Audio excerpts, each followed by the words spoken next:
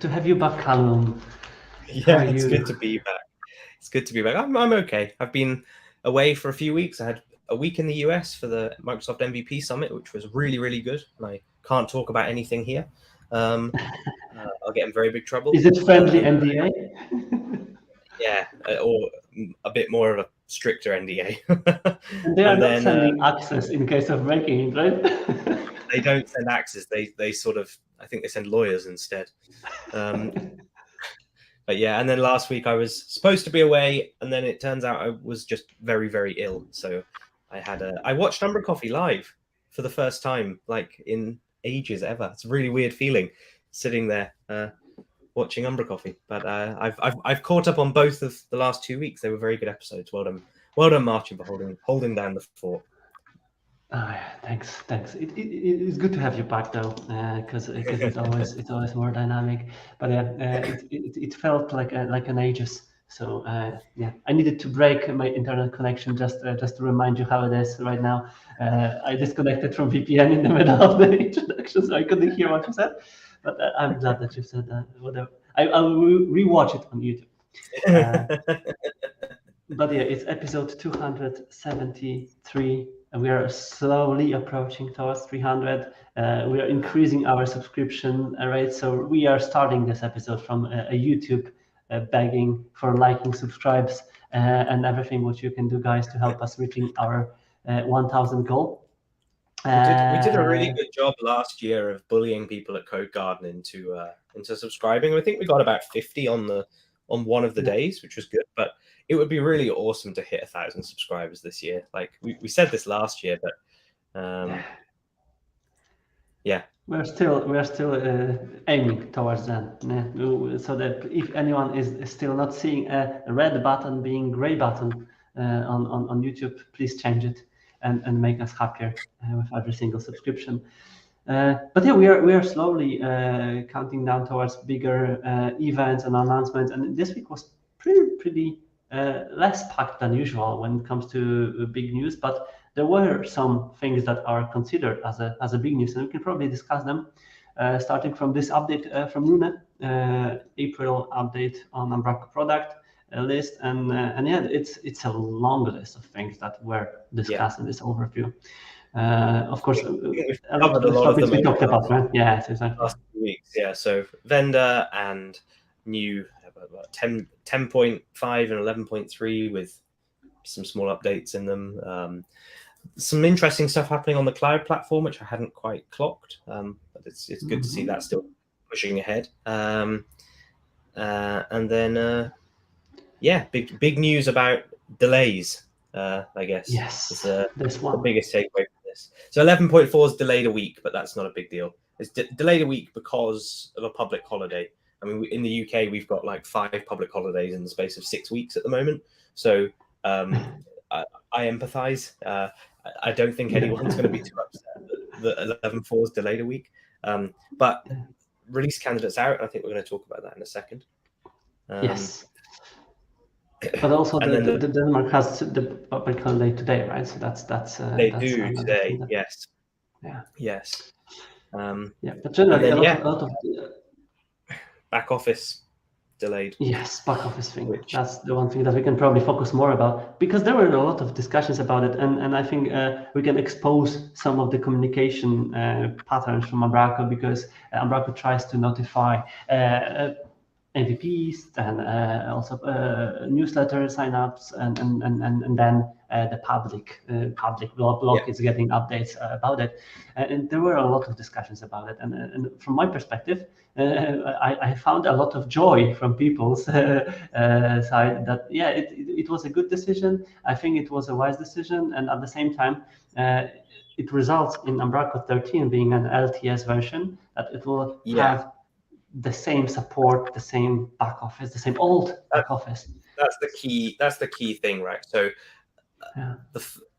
this idea of LTS, there's been a lot of debate about what this should really mean in practice in Umbraco, hasn't there?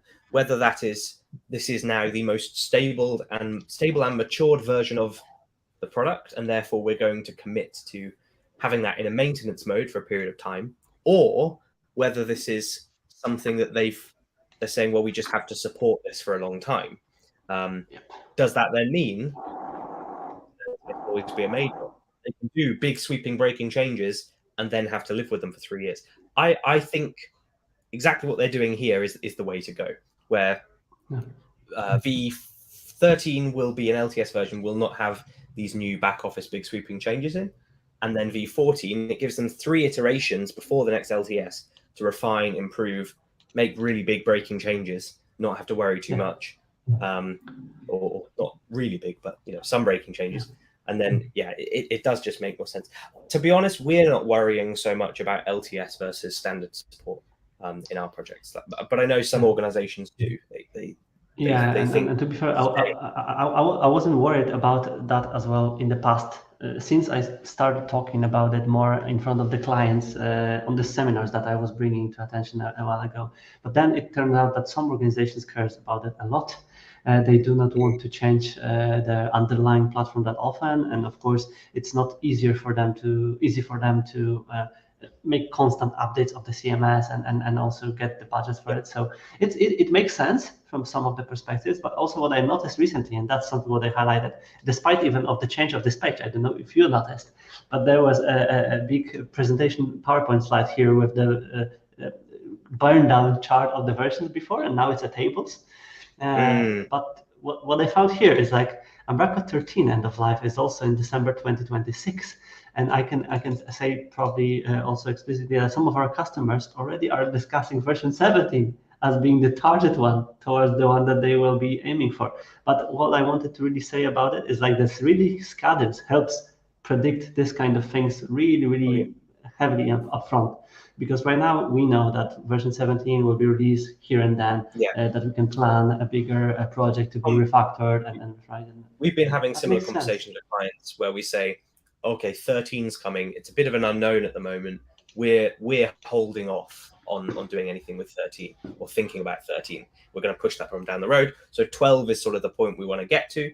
So you're either looking at 10 or you're looking at the latest before 13.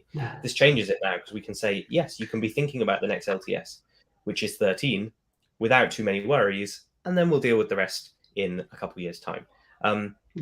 One of the big challenges, and there's... am I going to say something here that I shouldn't say? Okay, I'll talk about it. We should have a banner for that. We should have a banner for that. A big button we press, big red flashing light comes on. Callum's about to say something. So Angular JS that's being used in the back office is out of LTS at the end of 2025. So the debate here is about whether Angular JS and then out-of-date dependency can be supported all the way up until the end of 2026, which is when the end of life happens. So Umbraco is effectively taking on a fair amount of risk there by saying this is something we're still going to support. Now, does that matter so much? I don't think so. Angular JS is probably not exposing too many issues like with the CMS. You're not maybe getting access to like APIs that you shouldn't. If someone were to be able to try and compromise the CMS in any way, it would purely be to load some data with Angular, I think, but the APIs are all secured. So I don't think it's that big an issue. But the question is, do they try and mitigate that risk by locking Angular out of, say, public view? So putting a new login screen, removing Angular from the login screen, which is maybe the installer, the only public-facing bits of the CMS without a login. That will definitely reduce the risk, right? And then it's a risk reduction. It's not a removal of the risk. Yes, exactly. I don't know if clients care or worry that much. We've had clients that audit the CMS and we'll have the back office audited, and it does get flagged up. But we just say, there's a plan to replace it, and it's out of our hands. That we can't fix this right now.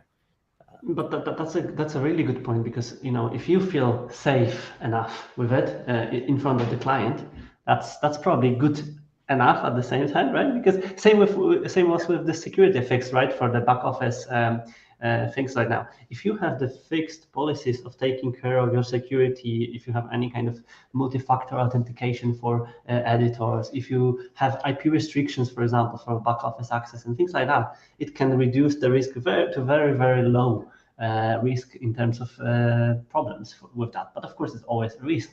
But in this case, it's a heavy discussion. And at the same time, I think if you balance it out when it comes to risk coming out of keeping this version for a longer time, or then having a huge ecosystem change, package changes, back office changes, maybe not all APIs supported, not all CMS functionalities being ready before then, that's a probably bigger problem. And in the scale, it probably won, and that was why this decision was made. And I kind of like the decision. Again, we discussed it with Matt and Lucy about how they are approaching that. And still, I think the package developers will still be keeping eyes on the branch that is having the changes, and they will have more time to align, right? That's always better, right? It's definitely more time and hopefully a bit more polish. I asked this of the HQ team earlier this week. I haven't got an answer yet, but my question is, so it's been delayed 6 months. That's great. That's fine.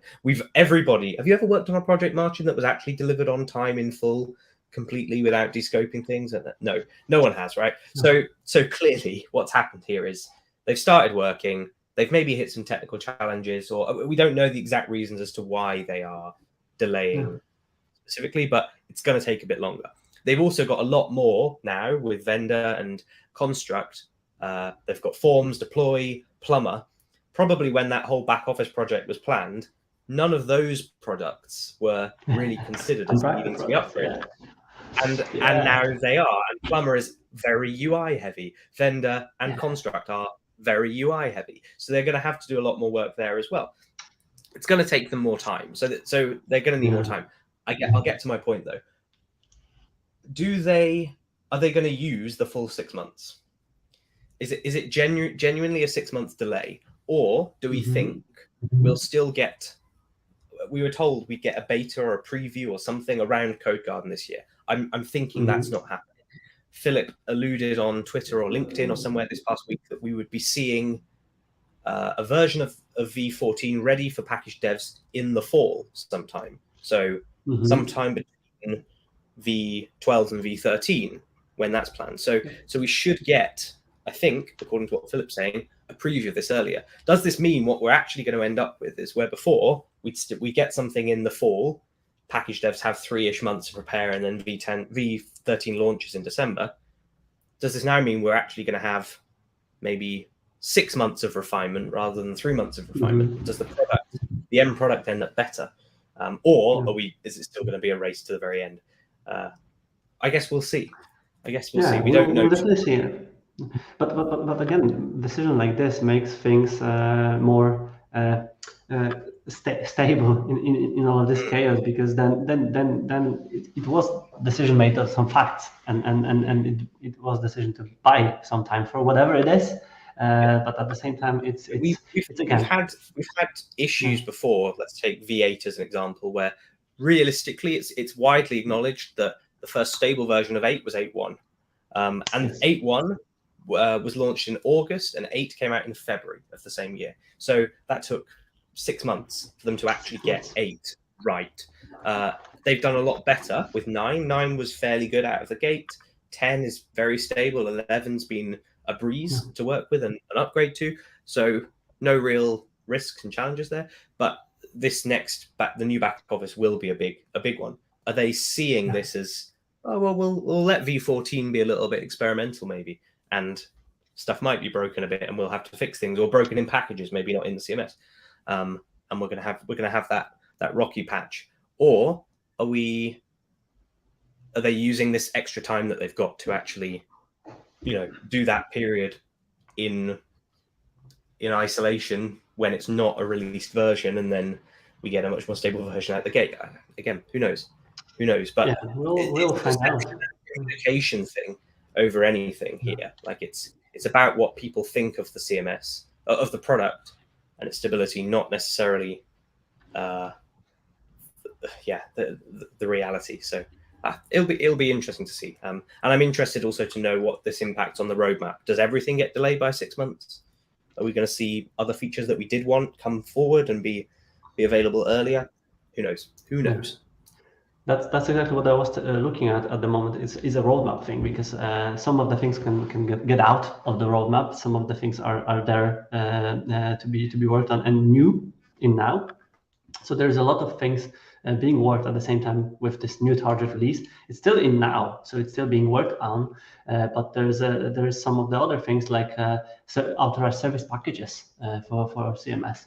I don't know. I don't remember if it was something being parked for later, or it's something completely new being already moved to now. So there's a lot of things that comes out of various ecosystems locations, This one is something that I myself and Anders Björner spoke with Andy Butland about extensively, and Andy did one of their cycle hacks on this as a way of basically how can we put auth and those sorts of things inside the CMS, and that could be at a user level and could also be at a could be at a user level, could be at a site level, those sorts of things, and then it needs to handle refreshing tokens and doing that in a secure way. And it's a prime candidate for doing this in the core, where they've had to do it themselves in lots of different ways in different packages they've created for their DXP effort.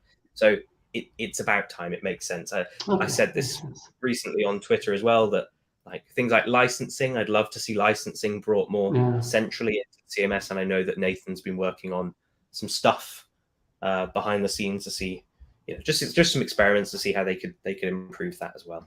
Umbraco's got a lot of licensed products now that they're going to need to make all work the same way too. So and we discussed that. So a lot of exciting things to being worked on at the same time.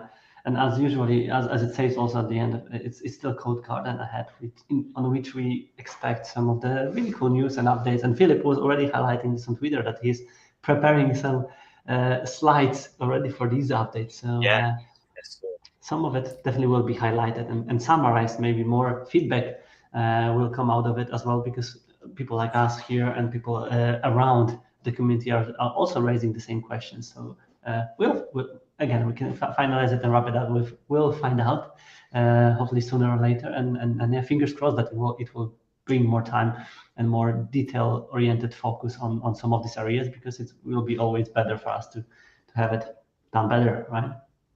Yeah. So let's find out.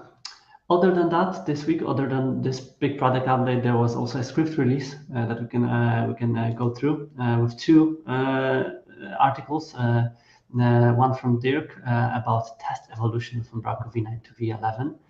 And I parked two of them on my to read list. I haven't read through them yet. I know what about you, Callum.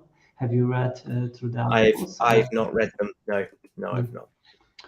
So let's just briefly scan through them now, and I think this is very heavily packed with content and examples. Article from Derek Hill. So yeah, that's to be read. If any of you guys who watch us live now read through these articles already, share your feedback please in the comments and let us know what are your highlights, because the second article seems to be also very interesting from Mario Lopez on enlightening and experiencing more from editor experience in general, and from Mario's.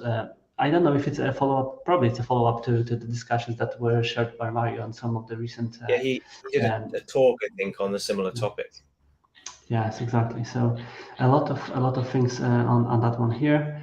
I always enjoy these sorts of articles about improving editor experience, because it gives you a lot of insight into how people are tailoring the CMS to their users. One that's become a mainstay in our process has been that, and it was shared, I think, in a Skrift or 24 Days article or somewhere a while ago, good few years now, maybe 5 years ago, was the whole, turn off images, anything that's not a folder, turn that off at the root in the media library to help keep your media library organized.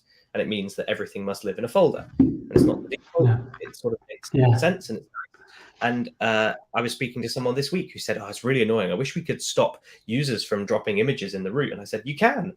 And to be fair, I hadn't clocked it until I'd seen it in one of these articles. People doing custom login screens, or I know that the Perplex team who you had on a couple of weeks ago, Marcin, do a great job of making the CMS look and feel like the client's brand. So yes, exactly, with the client's logos and stuff like that.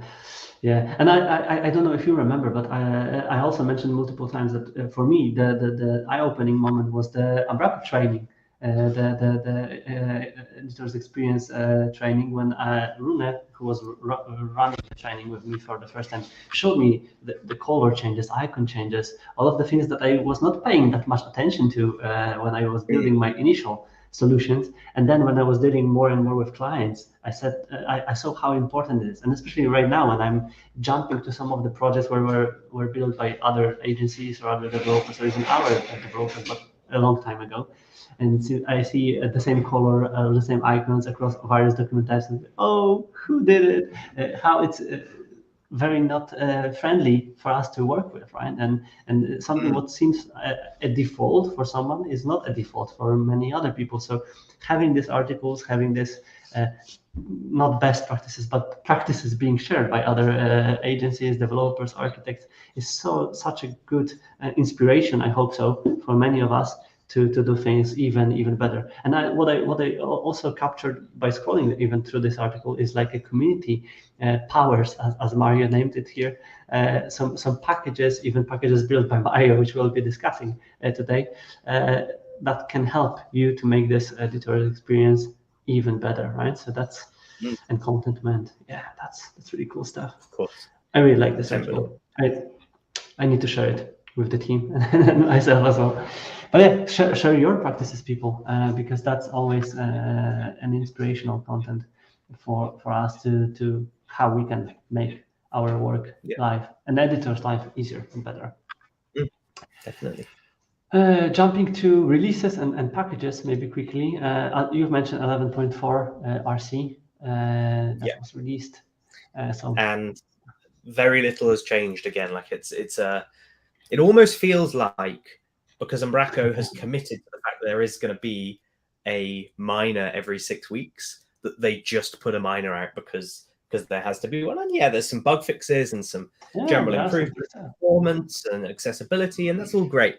But realistically, there's nothing of any note here. I'm not going to be going to our clients and saying, "Hey, you need to upgrade to 11.4 because this is going to make a big difference to your workflow." But high level updates. There is a Razor class library package template now bundled with the templates. So you can you've got a .NET new template there where you can create an RCL package from a baseline, and it works just off the bat. So you don't have to do all the plumbing work. That's really handy. For anyone at HQ that watches this later, the link to the issue on that on this is broken for that, but that's fine. The other improvements are around membership and auth. I think I would say this is a breaking change. They've changed from returning a 4.0. They would return a 404 in the case of something being unauthorized, which is obviously wrong. Yeah, when you had the authorized action. So it's now going to return a 401 or a 403, depending on whether they are not logged in or they are just don't have permission. But if you were doing anything with that, then great. I'm pretty sure in some projects we've had to create a custom attribute to do exactly that because it didn't behave how we wanted it to. So it's probably a good thing. One thing that I spotted on the list was the member fields here on the list view configuration. That's something what I was dealing recently with a list view, and I just remembered myself about one feature request, because I don't know, Callum, if you've seen, if you create a custom list view and you create it from the data types location, you cannot assign it to the list view directly through the UI. You cannot select existing list view as a custom list view for your document type. You need to create a custom. Then it goes. You have to tick the box, save your content type. It then creates the data type, and then you can change the data type. Yes, yes, and you can't change the custom list view to another custom list view created previously, and that's something Oh, that's what I found bad. annoying. Maybe it was fixed in the recent versions. I didn't check it on the latest Umbraco, but at least on the version when I was dealing with it, I couldn't change it, and it was such annoying. But I Yeah, also we at the we same had a time, client this week ask about list views and saying, "Oh, what can we change yeah. the amount of text that shows?" And no, it's hard coded. There's truncate in there after like 100 characters. I think list views need a bit of love. Let's be honest. I said that also for Umbraco team when I discussed it, but these things like this one, like member fields in the list view, are such helpful because I always Mm, dreamed about making more customized list views, and when I started yeah, doing them, I found one issue, one issue, one issue. But of course, I need to suggest yeah, this feature request, but we need to all expose them because at the same time, Umbraco might not find them if they do not use them on a daily basis. But I really like this one at least.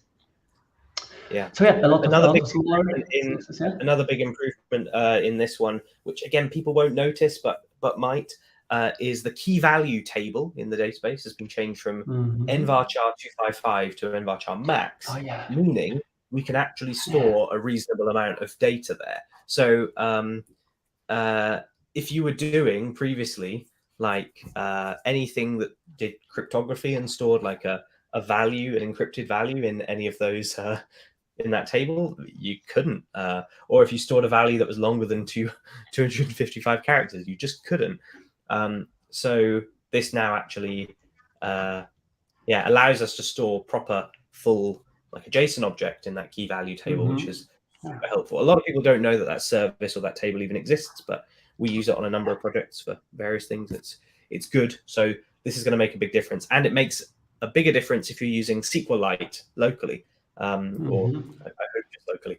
If you're using SQLite, previously that had a completely different limit. So actually, the 255 limit was shorter. You can now use the full scope of the field. So Yeah. that's a really awesome change. It was something that That's came really up nice on underlying change, right? That's it came up on the packages question time uh, meetup that Lottie ran a few weeks ago, a month or so ago now, where people were saying, where do you store those sorts of things, configuration in the database? And loads of people said, well, I've had to roll my own database tables for this exact reason. Can't use the key value store because of those limitations. Now you can. So is key yeah, value store used by relations or not? Relations has a no. separate table, right? So it's only Yeah. it's purely out of the box. It's purely used for Yeah. migrations.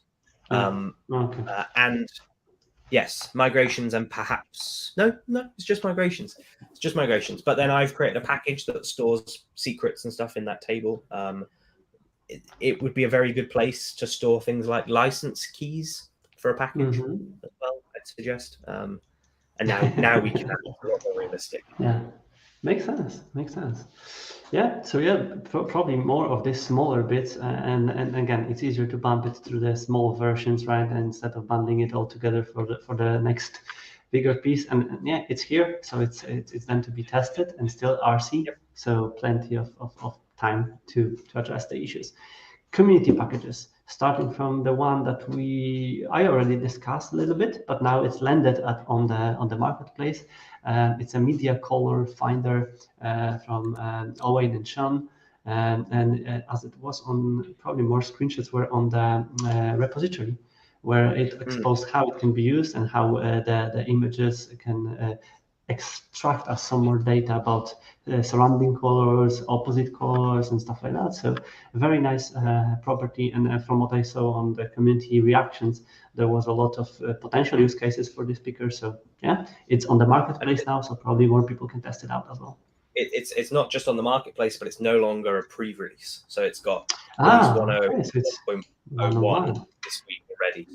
So we've actually they're saying it's for general use, which is great. It's nice to see the community coming together and working on a solution. It came from, I think, Owen saying he needed to do something for a project or maybe for his own website, and Sean going, I could help out with that. And a package has been born out of it. And then it seems actually evolved because they've worked through the pre-releases and they've got some patch release now as well. That's great. That's true. Yeah. Other than that, Nick, who teased us with some package being in work, now released the package called Description Manager, and it's for Umbraco 10 Plus, helping editors quickly update media items that are missing descriptions. So that's for what it was made for.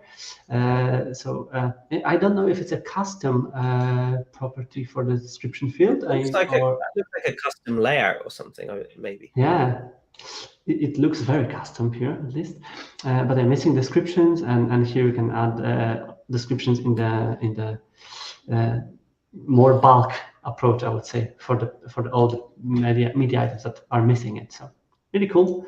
Nice. Driven by the use case, I believe, and probably more people can relate to the same issue and use it here. And last but not least package to be mentioned is the one that Mario already highlighted in his article for Skrift. It's called Conditional Displayers, and it got an update. But you got fixed this week. Yes, and for all of the people who haven't seen it yet in working, this is enabling the conditional fields to be hidden or visible when it comes to the specific workflows on editing the content. So pretty useful. Haven't used it yet on any of the projects, but I see use cases for it constantly. It's just content modeling. One of the things I really wish we could do would be conditional validation. So, like, if this box is ticked, then this field is required. Would be a real pain to actually implement, but it would be very cool. Again, content modeling exercises here, right? It's like when it should be mandatory, when it should be validated and stuff like that. See, Niels Hartvig always had a view on this, which was that if you need fields to be shown and hidden, you've made a mistake with your content modeling. That's not how this works. But I think people have become, especially in the days of like apps and far more dynamic interactive desktop applications, mobile applications, websites, people are far more used to the idea that they can configure something and say, turn this on, turn this off, and they just want the CMS to adapt. So I like this package. As usual, with great powers, right? With great powers, because great. But that's how it is. And again, it has potential of making it more configurable. But yeah, that's a good step towards this. And yeah, I would love to see exactly this being implemented somewhere. And maybe an inspiration for some other packages to be doing it, and maybe some potential awards winners for the Code Garden that we can discuss next. Because you've calculated it, Callum, 40 days only, right? 40 days. Philip tweeted last weekend or whenever it was saying it's 44 days till Code Garden. I went, oh, no way, 44 days. So yeah, it is 40 days to Code Garden. The 14th is 40 days away, which is mad. Is it Code Garden yet? Has not been updated. It's Okay. No counter, but still maybe next year. But yeah, it's really not that long. Really not that long. Yeah. And especially for all the speakers and people who have a lot of things to prepare. But yeah, that's really cool. But yeah, we are all counting down. And I saw some questions on channels on Slack about the awards and nominations. So it's all the things are being handled right now behind the scenes. So we can safely say that the team behind the Code Garden is not chilled out, and nothing is not done there. It's a plenty of work. Although from my conversations with Steffi and Jenna, they've said they are ahead of schedule, which is that's brave to say, right? Yeah. But yeah, we're all looking forward to it. And there was an article on Umbraco blog this week about the whole social activities, if I'm correct, or somewhere on Twitter it was mentioned. Yeah, there was some encouragement to send drinks, pull requests, and yes. A few things. So it is happening. The program is there for all the people who haven't made the commitment yet to go. Still time to buy tickets. And Owen, it wasn't mentioned anywhere yet, but Owen started collecting the list of the Twitter group or list. How it's named? It's Twitter list, right? I cannot follow up all the updates on Twitter. Twitter list of the people who are attending. So if you are attending, if you want to follow people who are attending, just to have some connection with the attendees, just do it on Twitter and let Owen know. There will be a list of people who are attending the event. Other than that, I mentioned it last week, but it's worth to remind again about the Umbrad event. Yep. Still 18th of May, so it's 2 weeks from now, right? 2 weeks. 2 weeks yesterday. Yes, 2 weeks from yesterday. So agenda is out. Time for register is still open. Yeah, everyone who is interested in accessibility, not only with Umbraco, but in general, worth signing up and attending the event. And there, it's online, free. Virtual event, free to attend. Not really any excuses, right? Exactly. And last but not least, sorry, we'll come back to Cornet in a minute. Okay. Cornet, last thing on our list. Yeah, let's take another final bit on our agenda, and we can jump to the CG rumors type of things. But this tweet was a really nice one. In the level of clickbites. Honestly, this got me. I was scrolling down Twitter, and I saw this one. What? I thought it was in July, and then read the rest of the tweet. Whoever scheduled this. Yeah, it worked out. Kudos. Yeah, very good job. And especially for us who are collecting this news every week, it was a really interesting find. Right? Okay, closed. Should we mention that? Yeah. But no, Code Cabin registration is still open until July the 7th. Don't worry about the tweet, but maybe that should have been the reminder that you needed if you were shocked, going, "Oh no!" that you should probably have submitted your application. Right? Yeah.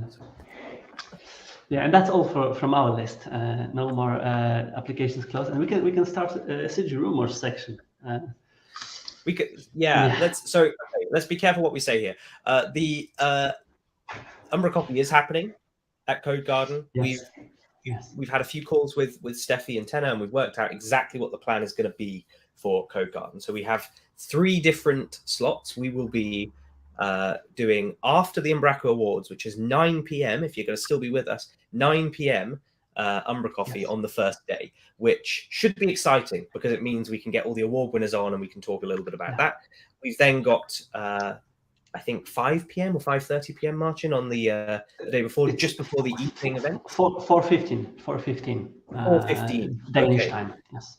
Fantastic. So that's your umbraCoffee on the Thursday, and then on the Friday we will have the pleasure of closing up the event again, like previous years. Cornet asks, we had limited edition stuff, swag, umbraCoffee coffee. Any teasers or plans this year? Ooh, yes, something will happen, and you're really not going to want to miss it. But I don't think we tell you anything else. Yeah, I think this collaboration, this collaboration of this goodie to be done will probably bring a lot of memories. That's what I can say.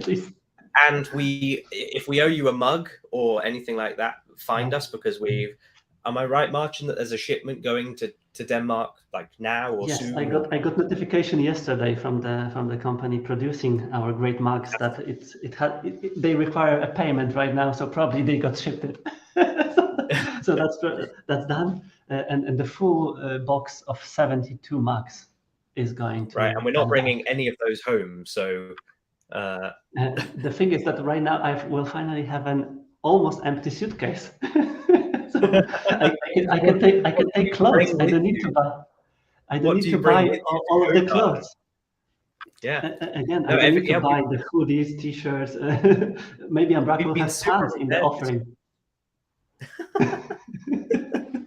We've been super prepared this year and had all of this stuff planned in advance and actually had it shipped and whatever else.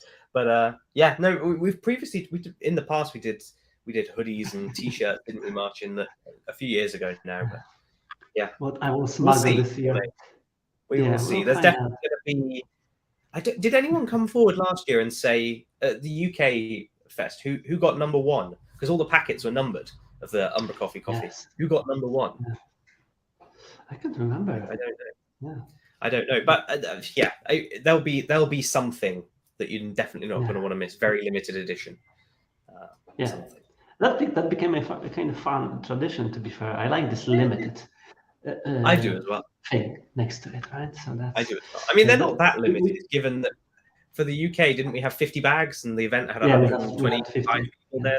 So it's like you've got a 1 in 2.5 chance of getting this limited edition thing. But imagine this situation amongst 500, 600 user attendees on Cold Garden, having the number one of something limited. That's really cool. But I think last year where we were giving out the umbraCoffee coffee and throwing it out to the audience, it all went on that one day, didn't it? I think we maybe need to spread it across the days.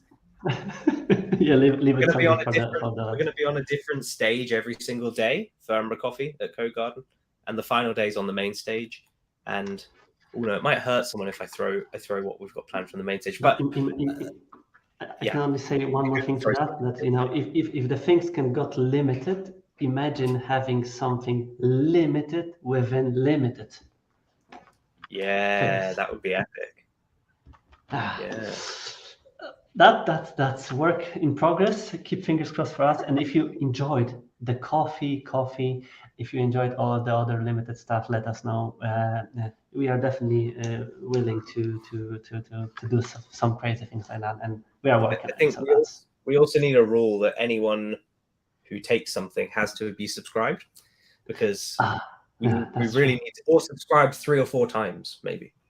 Like, you've got to prove that you're subscribed on every social platform that you have. we are only here on YouTube and Twitter, so even without our own handles. So but at least this one, subscribe, like, and keep fingers crossed that this ahead of schedule things will work out, and the transportation company won't break all of the mugs during the transit, because they are going there from Poland. So it should be okay. I trust in them this time. And that it's giving us plenty of space to figure out the crazy things. So let's do that. Oh yeah. Cool. So that's all. As usually, thanks for being with us. Like, subscribe, share as usually, and let us know about anything cool that we can mention next time on our next umbraCoffee. Yeah. Cool. We'll see you next week. Yep. Thank you, everyone. Have a good weekend and the day ahead. See you next time. Bye-bye. Cheers.